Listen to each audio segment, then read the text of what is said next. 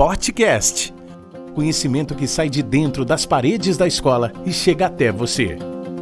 Hoje, as alunas Anita Alves Gomes e Ana Luísa Soares conversam com o jornalista Gabriel Guerra sobre como a inteligência artificial influencia na propagação de fake news.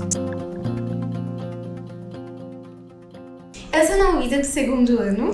Eu sou a Anitta, do segundo ano. E hoje a gente veio aqui entrevistar o Gabriel Guerra, que é jornalista, sobre como a inteligência artificial ajuda na propagação de fake news.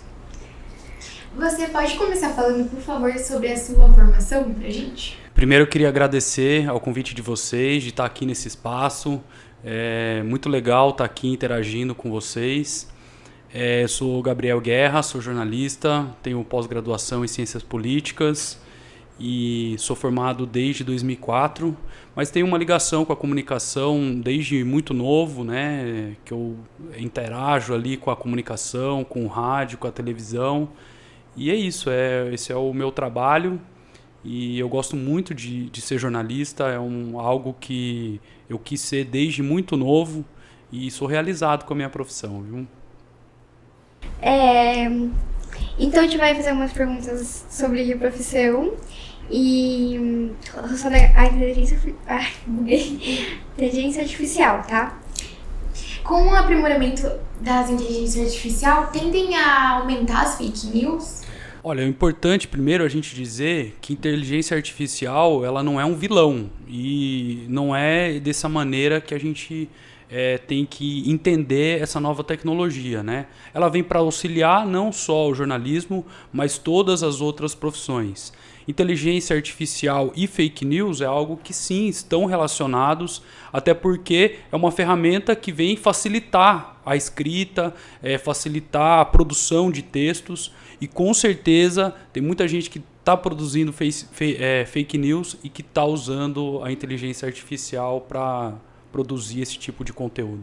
E quais são esses meios que utilizam para espalhar as notícias falsas? Olha, o principal são as redes sociais, viu? É o principal onde as pessoas que estão produzindo esse tipo de conteúdo, eles fazem para disseminar os conteúdos falsos, né? Só lembrando que fake news é uma notícia falsa, né, na palavra literal ali, mas tem uma questão que é assim, você pega uma notícia de 5, de 10 anos atrás e você publica ela como se ela fosse de hoje.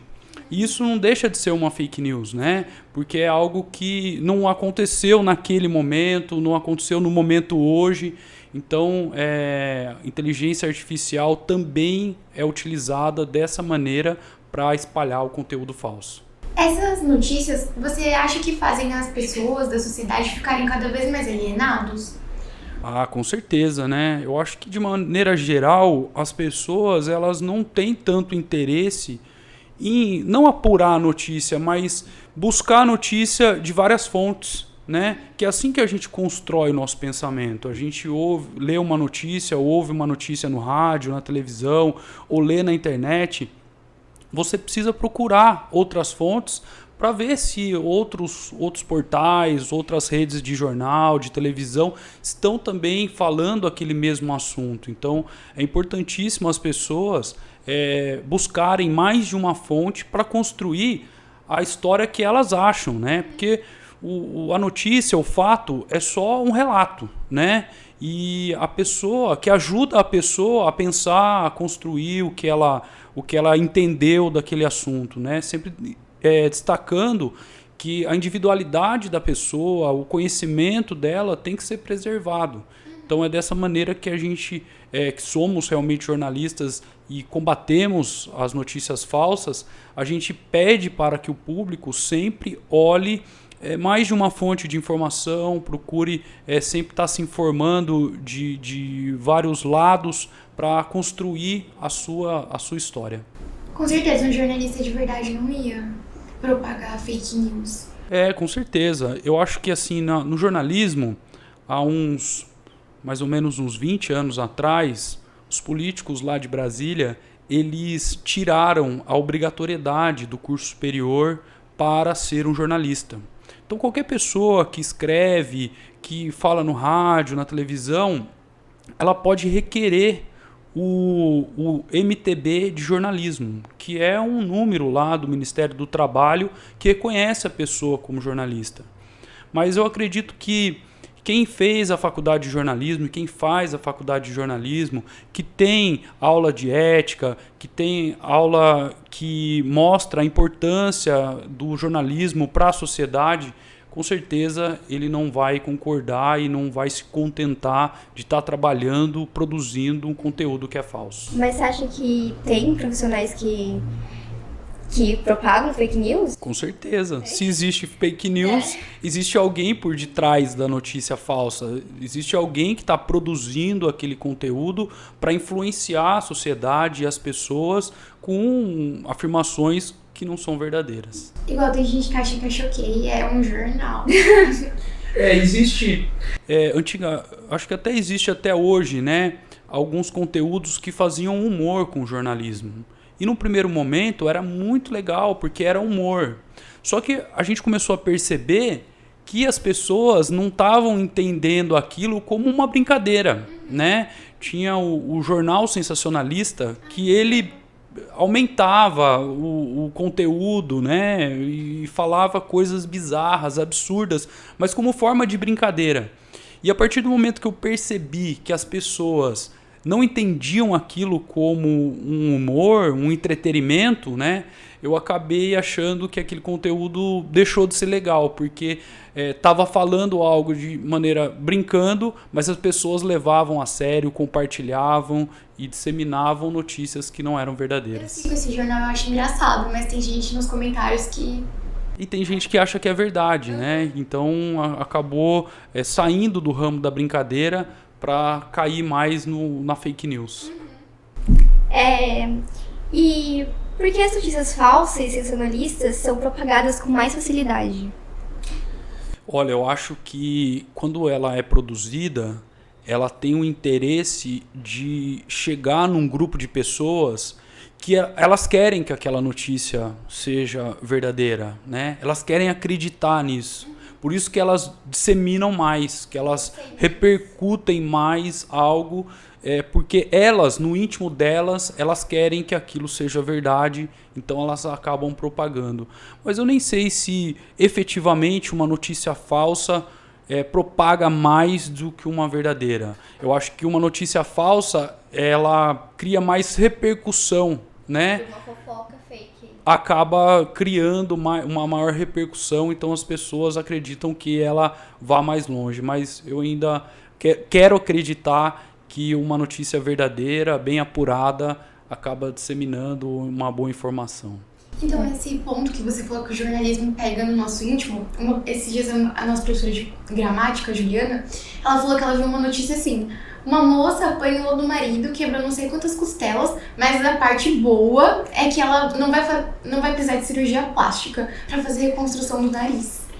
É triste ver uma construção de um texto como esse, né? Isso já não chega nem a ser uma fake news, né? É quem escreveu ali não soube identificar o verdadeiro valor da notícia, né? Porque uma mulher que é agredida não tem nada que é bom numa situação como essa. Então, é lamentável ver um tipo de conteúdo como esse estando nas redes, estando nos portais, nos jornais. É uma pena que hoje em dia, né, eu lembro que quando eu estava estudando, quando falavam que a gente ia ainda viver a era da informação, que não era tanto tecnológico assim, e a gente via com muito otimismo, né? Só que hoje as pessoas podendo produzir o seu próprio conteúdo, viu que a gente não está preparado para isso, né? Tem que deixar que quem produz o conteúdo é quem realmente é especialista em produzir conteúdos. Então, às vezes uma notícia, para ela ter uma grande repercussão, ela não precisa ser fake, né? Mas também sensacionalista. Notícia sensacionalista é algo também que incomoda muito a gente, né? Que é jornalista. Porque o que a gente foca é relatar um fato. Se algo aconteceu, um acidente, uma casa que pegou fogo, né? Uma notícia de política onde um político teve uma decisão ou não teve uma decisão, é relatar o que aconteceu. O que é ser sensacionalista, né? É aumentar ou diminuir ou criar algo que não tem ali naquele contexto, né? Ou aumentar aquele contexto. Isso também incomoda bastante. Mas eu acho que não tem essa de que é fake news, é sensacionalista, tem uma repercussão maior. Eu acho que quando o fato é bom, quando o fato é de interesse das pessoas e ele está em locais, né, em portais, em rádios, em sites que são interessantes, que tem um conteúdo bom, ela vai ter uma repercussão legal. A gente usa até na redação, né? Repertório, notícia. Com certeza, eu acho que a escrita, né, a leitura é algo fundamental para quem pensa nessa área da comunicação, né, porque é uma área muito vasta, né, a gente às vezes vê na televisão ali o apresentador na frente lá, mas a gente não imagina a quantidade de pessoas que trabalham por trás, né, das câmeras, produzindo os conteúdos, né, indo atrás. O local do repórter é a rua, né, é ouvindo as pessoas, é estando nos locais. E isso não dá margem para a gente fazer algo sensacionalista, algo que é fake news, né? Então é importante sempre a gente confiar nos bons jornalistas, que a gente ainda tem gente que produzindo bom conteúdo em todos os locais, né? Quando a gente fala de notícia nacional, regional ou aqui local mesmo, aqui em Avaré. O mercado de trabalho tende a ficar debilitado com a inteligência artificial? Olha, isso é algo que preocupa não só o jornalista, mas todas as profissões. Todo mundo está preocupado. Mas eu acho que é uma ferramenta. É mais uma ferramenta que vem para nos auxiliar. No jornalismo, a gente tem uma sequência de situações que sempre tentaram matar uma mídia, né? Quando a gente pensa assim, apareceu o rádio, ninguém mais vai ler jornal. Apareceu a televisão, ninguém mais vai ouvir o rádio. Né? Apareceu a internet, os jornais online, ninguém mais vai ler o jornal físico. E a inteligência artificial é mais uma ferramenta que vem para nos auxiliar. A gente tem gente usando nas redações inteligência artificial para melhorar a foto, que está ajudando a dinâmica, né? O tempo está sendo mais rápido. Às vezes, para correção de um texto, você faz o texto lá, geralmente você manda para o colega, né? Porque às vezes a gente escreve e a gente pode ler 2, 3, 4 vezes e sempre tem um errinho que passa ali no seu olho e você acaba... Daí antigamente você mandava para um colega dar uma olhada. Hoje você pode mandar numa inteligência artificial que ela vai te dar orientações. Mas assim, quem é bom profissional, quem está interessado em construir uma boa reportagem, não vai ficar amarrado em fake news, né? Então, em inteligência artificial. Então, eu acho que nenhuma profissão pode ficar preocupado, né, com a inteligência artificial, mas sim interessado no que ela fornece para a gente. A nossa coordenadora, a Patrícia, ela tava falando que o pessoal acha que é fácil já usar, por exemplo, o ChatGPT, mas você tem que saber dar o comando, que muita gente não sabe. Isso, até para pesquisar no Google, eu vejo que muita gente não sabe fazer as perguntas corretas, usar as ferramentas que ela nos oferece, e a inteligência artificial é igual, né? Então, a gente ainda está aprendendo, é algo muito novo, né? É uma tecnologia fantástica e que a gente tem que saber usar. E a gente está aprendendo e eu acho que a gente ainda não conseguiu identificar até onde ela pode nos levar. Porque a inteligência artificial também ainda está engatinhando. Mas você acha que futuramente ela vai ser em vez de ser um auxílio, vai substituir profissões? Eu acho que não. Eu acho que sempre vai ter que ter ali o humano por trás da máquina. Primeiro, para operar a máquina, né? E segundo, porque não dá para a gente deixar na mão de uma inteligência que é artificial, né? A inteligência humana vai ter que guiar a maneira como que a gente vai usar a inteligência artificial. É que qualquer códigozinho errado que der vai falhar. E pelos humanos passa por vários processos, então é mais difícil de dar errado, né? Então, igual, por exemplo, com a Revolução Industrial. Muita gente achou naquela época que ia acabar, ia ser só máquina. E até agora, em 2024, a gente tem gente por trás. Exatamente. E com Revolução Industrial, como você falou, muita gente achava que as pessoas que moravam no campo não ia existir mais, que ninguém ia querer ficar nas fazendas, nas produções. E hoje a gente vê uma evolução totalmente ao contrário, muita gente valorizando, né, e vendo que essa tecnologia está também inserida no agronegócio e tudo mais. Então, eu acho que nada vai acabar, eu acho que sempre a gente vai ter alguém que vai ter usando essas ferramentas apenas para potencializar a nossa produtividade. Ajudar no tempo. E como a gente pode identificar se uma notícia é falsa ou é verdadeira? Olha, antigamente a gente sempre dizia que notícia falsa tinha muitos erros de português, né? Que era uma construção que não era tão facilitada, e hoje com a inteligência artificial algumas partes disso caíram por terra, né? Mas geralmente é algo que não é factível, né? Não é palpável você ver algum tipo de construção de fake news. Mas a principal dica é que eu dei ali no começo: ouvir mais de uma fonte de informação. Não é uma fonte única que vai ter a verdade absoluta, né? A gente viveu e está vivendo aqui um período eleitoral que foi bem polarizado, né? E que as pessoas acreditavam só em um lado e não acreditavam no outro. As pessoas que acreditavam em outro não acreditavam em um. E às vezes as pessoas tinham que ouvir os dois lados e criar a sua opinião própria, que é isso que vai fazer a diferença, né? O que é mais próximo do seu pensamento, né? Se é o lado A, se é o lado B, ou é o seu lado. Você pode gostar do que diz parte de um lado, você pode gostar parte do que diz o outro lado e construir a sua própria opinião. Com certeza. Eu acho que a época que eu mais vi notícia falsa foi na pandemia, que, nossa, colocou em risco a saúde das pessoas. Foi um período muito difícil, para nós jornalistas foi muito desafiador e realmente teve muito conteúdo falso.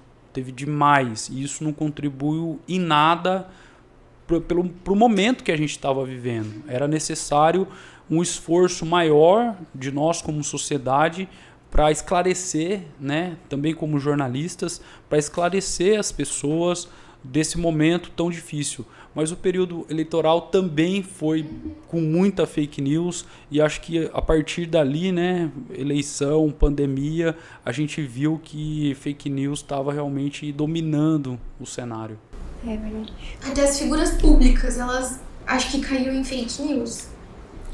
Acho que todo mundo, né? Acho que todo mundo tá suscetível a cair numa fake news. Até eu que sou jornalista posso ter caído em alguma notícia falsa. Mas quando a gente vai apurar, vai ouvir se aquilo é verdade, vai saber se... Porque se uma notícia ela é de relevância, todo mundo vai estar falando sobre ela, né? E quando é fake news, você não vê todo mundo falando. Você vê uma pessoa só falando, uma fonte de informação só falando. Então, quando tem uma pluralidade dessa informação, aí a gente pode acreditar. E mesmo com as fontes confiáveis, você acredita que ainda possa existir fake news? Olha, eu acho que bons portais, boas redes de televisão não vão disseminar fake news, né? Eu acho que elas vão apurar a matéria, ouvir as fontes, às vezes mais de uma fonte, para construir uma história verdadeira, né? Acho bem difícil ser construída uma fake news em fontes de informação que são confiáveis. Tem algum jornal que você ou site de notícia que você indica para as pessoas? Olha, eu como jornalista, eu ouço tudo e vejo tudo, né? Por exemplo, eu costumo falar Hoje em dia não tem mais isso porque a gente fica muito grudado no celular, né? Mas quando, por exemplo, a gente ia no dentista, no médico, tinha ali um monte de revista em cima ali do balcão para você esperando ficar lendo, né? E eu sempre li jornais, revistas que não era do meu interesse, né? Não era do meu interesse, mas eu como jornalista gostava de ler porque a gente quer olhar como é feita a construção daquele texto, né? Quais são os tipos de pautas que são usadas, como que é a diagramação. Então, assim, eu gostaria muito que as pessoas se interessassem mais pela informação, né? E não no que elas querem ser informadas. Se interessassem, por exemplo, um menino, um jovem, às vezes ele não tem tanto interesse num assunto das meninas. Mas seria legal ele acompanhar também para ver o que o mundo feminino tá interessado, né? Ou alguém que não gosta tanto de esporte ou de cultura, ver o que está acontecendo, porque a gente bem informado, a gente consegue se comunicar melhor com as pessoas, a gente não vai ficar isolado quando tiver uma conversa acontecendo. Então é sempre importante. Eu evito falar de A, de B, porque cada um tem o seu gosto. Eu, como jornalista, eu procuro acompanhar de tudo um pouco. Mas então, o que você acha que propaga mais? São os influenciadores mesmos das redes sociais, que eles que mentem, eles que tipo, não têm uma fonte confiável e falam pros seguidores deles, informações falsas que não tem. Eu acho que a questão de influenciador, é claro, né, que ele usa aquela gama de pessoas que seguem eles para produzir o conteúdo. Mas o que é mais preocupante para nós jornalistas é aqueles conteúdos que vêm do WhatsApp, né, que é um print que é dado em algo que é tweetado lá no Twitter e transforma aquilo como é uma verdade, e aquilo já vai sucedendo porque alguém que recebe em um grupo já passa para outro. Eu acho que o WhatsApp é um grande disseminador de notícias falsas, até porque quando a gente fala de Instagram, quando a gente fala do Twitter, quando a gente fala do Facebook, os governos eles têm procurado conversar com essas plataformas para tirar do ar esses conteúdos, né? Então muita gente vai lá, denuncia, falando que aquele conteúdo é falso, e os portais acabam tirando.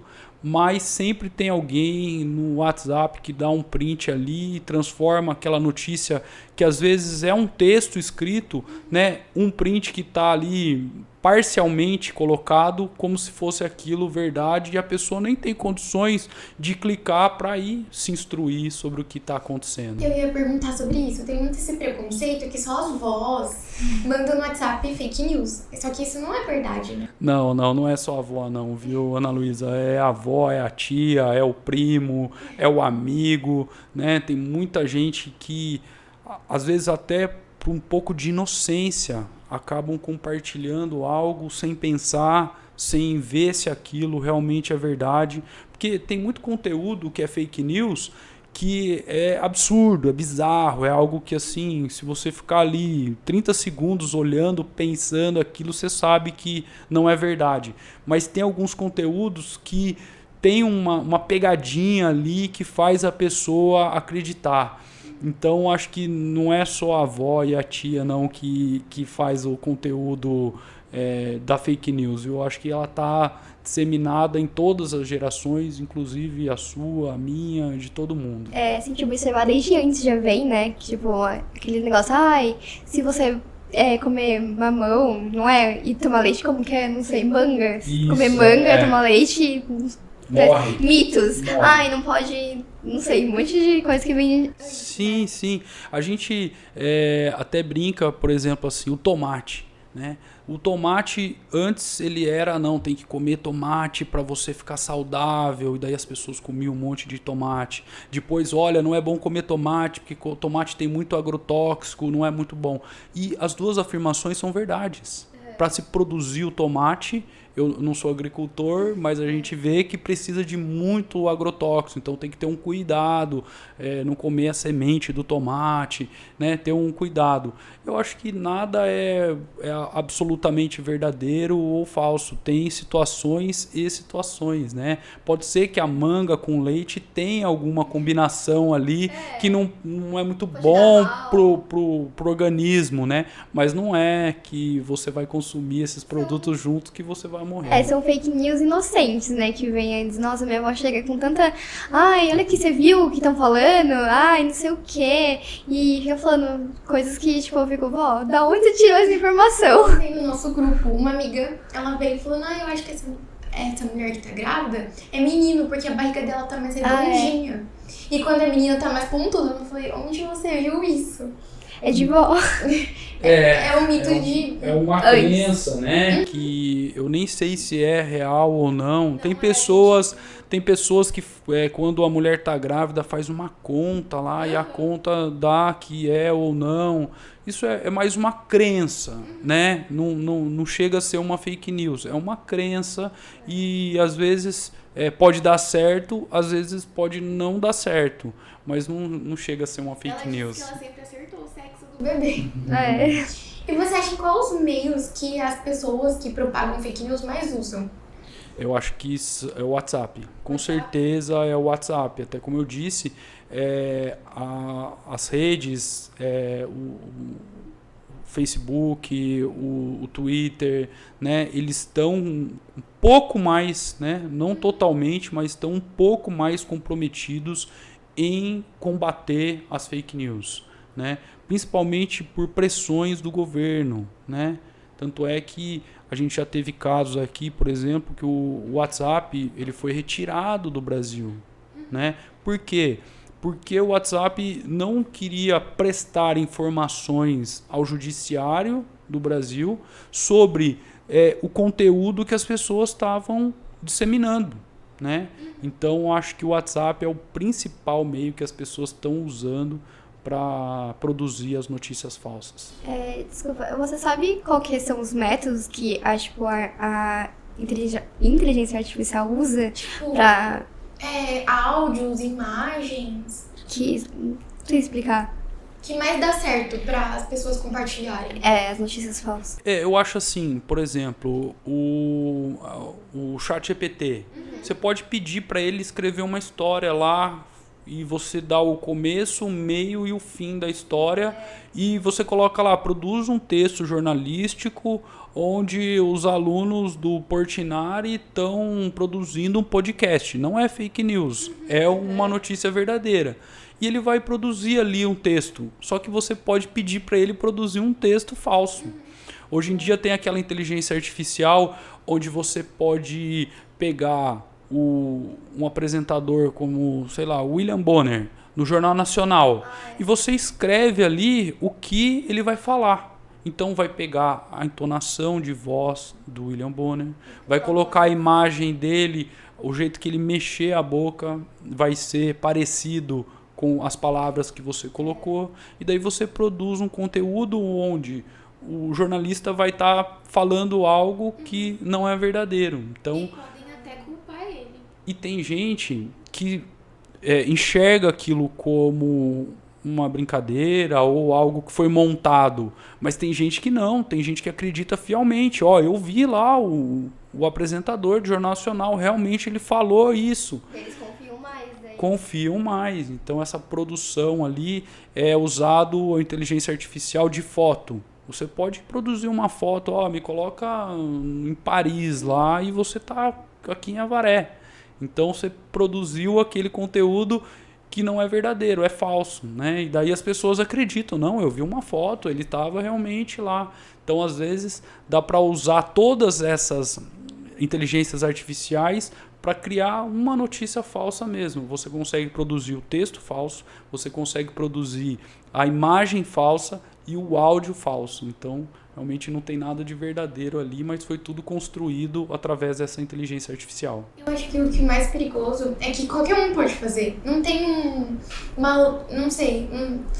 um login pra você fazer. Filtro, né? Não tem. Uma criança Até tem. Para você entrar lá no ChatGPT, você precisa fazer o seu cadastro lá, todos eles têm, mas não tem um controle do que você produz, né? E isso realmente é perigoso. Então, eu queria comentar, esses dias eu tava no TikTok, eu fui comentar uma coisa que não era nada grave, mas o TikTok não enviou, falou que era contra as diretrizes do aplicativo. Eu acho que o ChatGPT devia ter isso, né? Com certeza, eu acho que essa limitação, né, por um lado é ruim, porque às vezes você vai escrever um conteúdo que não tem nada a ver, mas como ele também é um robô que está ali analisando, não tem ninguém fisicamente ali vendo o que você está fazendo, ele acaba te punindo dessa maneira. Mas a inteligência artificial também poderia ter essa restrição. Eu lembro que na época da eleição, eu sigo no Instagram 2 irmãos que eles têm um veleiro e eles estão dando a volta ao mundo. Eles são brasileiros e eles estão dando volta ao mundo. Vou até fazer a propaganda aqui deles. É o Veleiro Catuche. Eles são brasileiros e antes da pandemia eles saíram. A pandemia atrapalhou um pouquinho a viagem deles, mas eles vão parando nos países, nas ilhas paradisíacas e vão vivenciando. Ele traz aquela cultura pra gente dos locais onde ele vai. E é bem legal, são 2 irmãos. E na época da eleição, eles pescaram uma lula, né? E eles publicaram isso, né? Com o texto, olha, pescamos uma lula aqui e tal. E a rede social bloqueou a publicação deles, achando que eles estavam falando alguma coisa referente à eleição.